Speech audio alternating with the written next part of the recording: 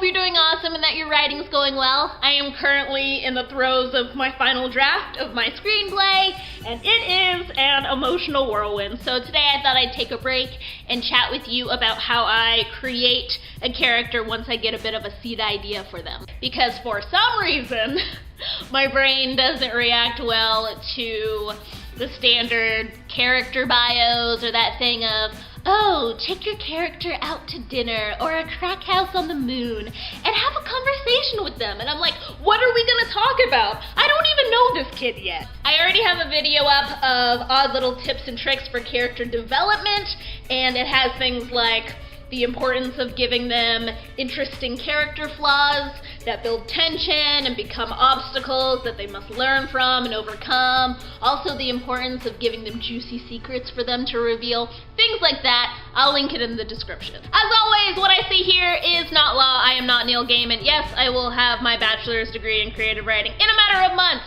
even though I hated college. But this is just what helps me, and hopefully it'll help you create your own process.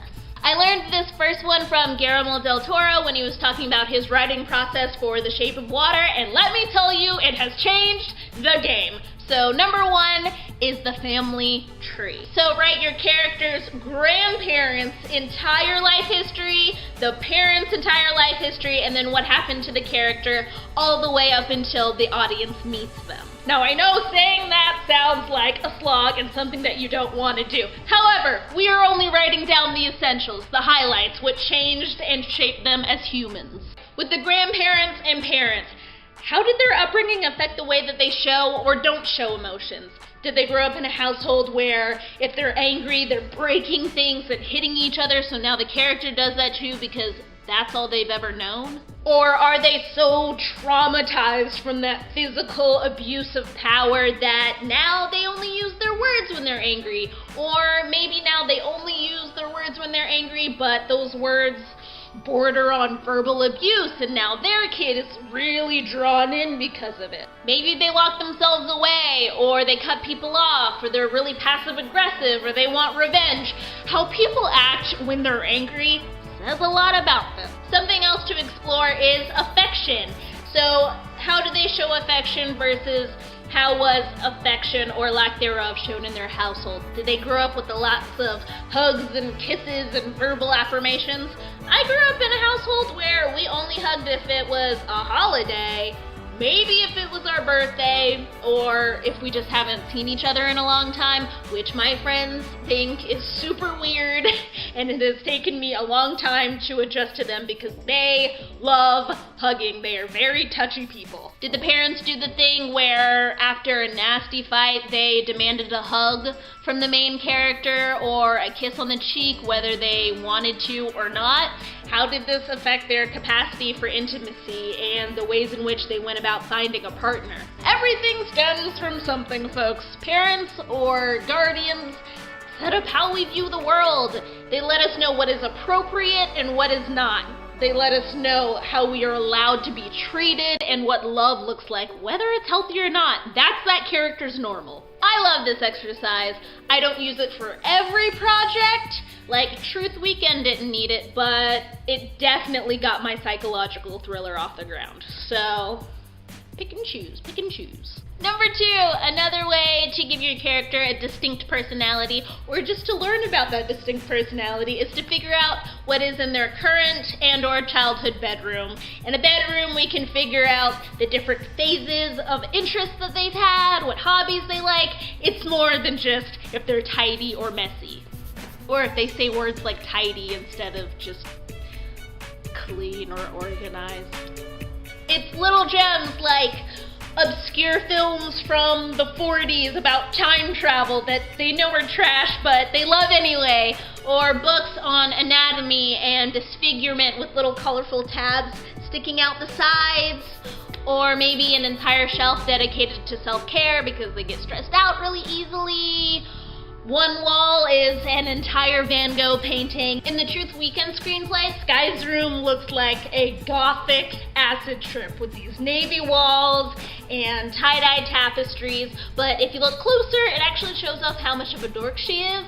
So it shows her cartography phase and how she went through this whole thing where she liked to make model pirate ships, it shows her softer side. Another example I like is in the movie Lady Bird, where the main character writes all the names of the boys that she likes on her wall, and then at the end of the movie she tears down all the posters that she has and then paints over the names, kind of like a symbol of a new beginning, and like what the boys didn't matter anymore. You can also make charts and mood boards and color schemes that you might want to stick to, what kind of clothes they wear, if they have tattoos, when and why they got them. Also, if the character shows up with a shirt that just reads "dump him," she's got a story and she's full of drama and I want to read about it. Alright, the last one's my favorite. Number 3, themes. Every time I think of a new story idea, it's always tied down to a theme I want to explore.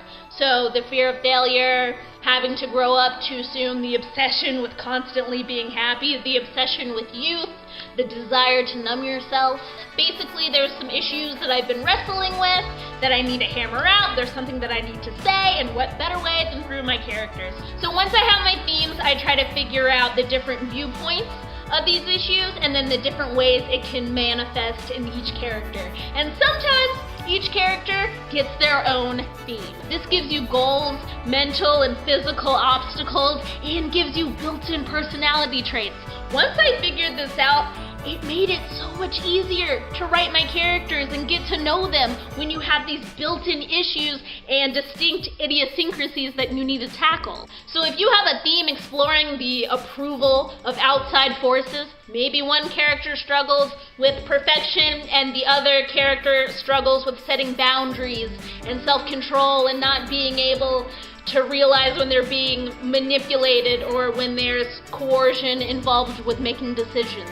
Use these traits to your advantage. How do characters react to these awful traits? How do they react to one character not being able to apologize or admit that they're wrong, and then the other character blaming everything on themselves and being a martyr? Alright guys, that's all that I have for you today. Hopefully you found this helpful. If you think I talk too fast or you just want to save this information, I do have a blog where I post written transcriptions of videos like this that you can just copy and paste and save, so I will link that in the description. Please take the time today to do something creative, even if it's just for 15 minutes, and maybe I'll take my own advice and post something scary and creative. I know, Erin being vulnerable on her channel, groundbreaking. If you want to check out my writing, links will always be in the description.